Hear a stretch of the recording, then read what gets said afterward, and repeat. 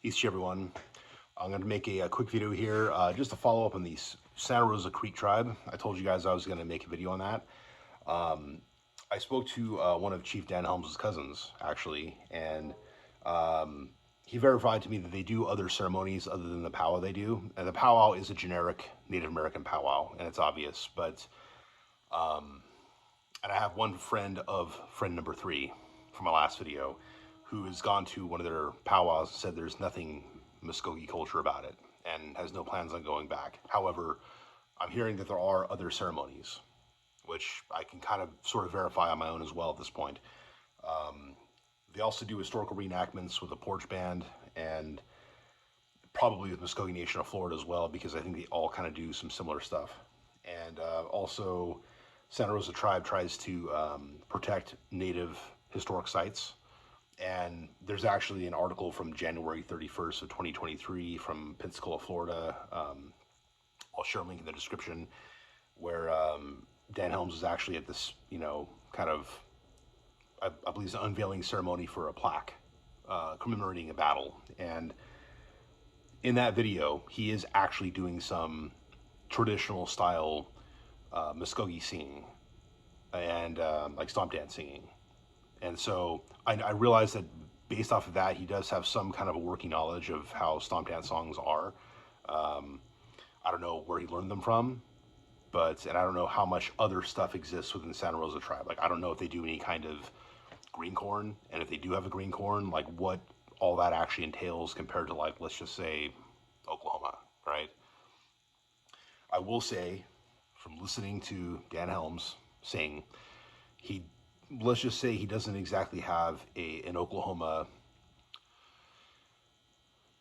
Muskogee Indian accent. And what I mean by that is, like, I've listened to people in Oklahoma speak Muskogee, and those who are actual native speakers and who probably use the language as their primary language. And,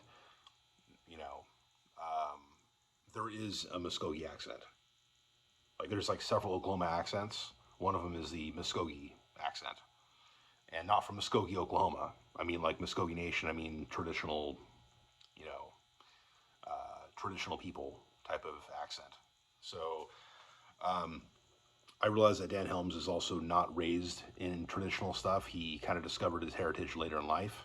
And so I don't expect him to sound exactly like a native speaker, but instead of saying Mado, he says Mado, right?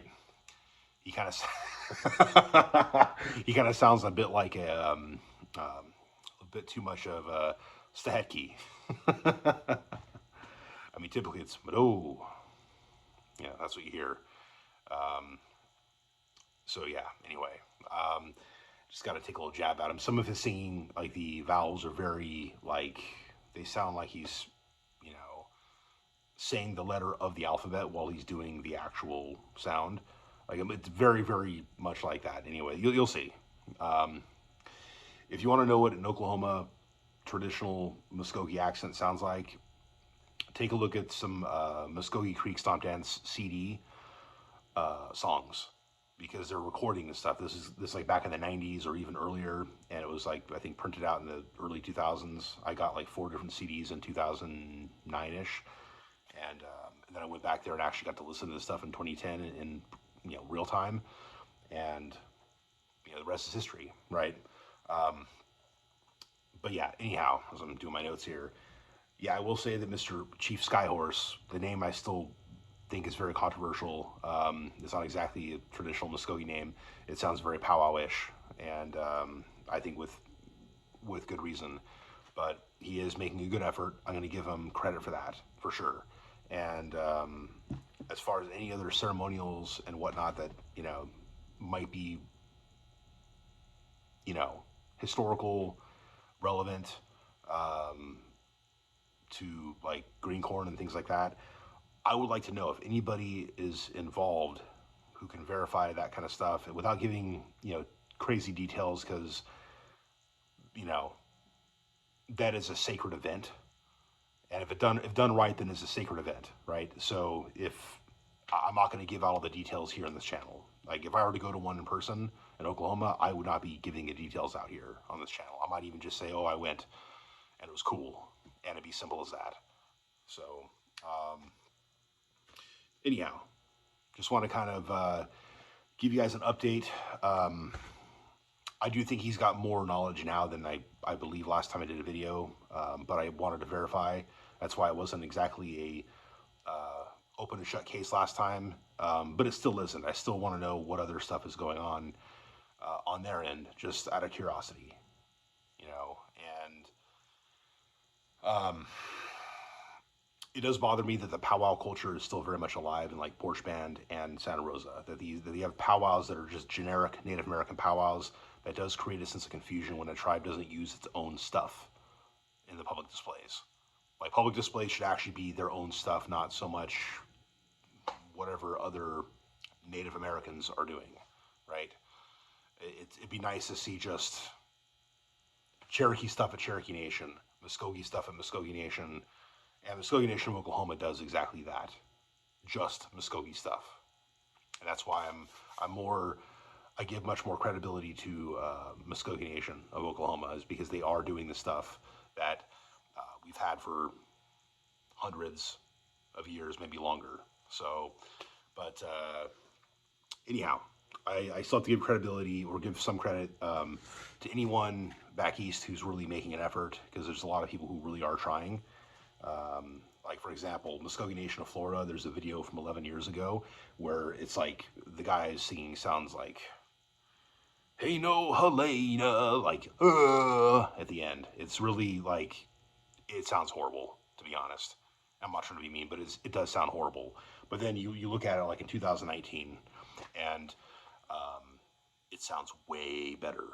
I'm pretty sure it's the same group of people, because I've seen at least one of the same ladies with the glasses, and in 2019 she has shell shakers, but in 11 years ago she, like, I can't see if she has shell shakers or not, right? But it's the same lady, and I've seen her in like Muskogee Nation of Florida pictures and things like that. So I know she's one of those individuals in that general group of people, and for whatever reason, whether she's a member or not, or she's just a person that hangs out, but anyway, she's connected with them somehow. And so I'm assuming these guys, actually one of the videos for sure is Muskogee Nation of Florida, and the other one I'm not totally sure, but she shows up, and it looks like some of the same folks, and they're wearing reenactment stuff.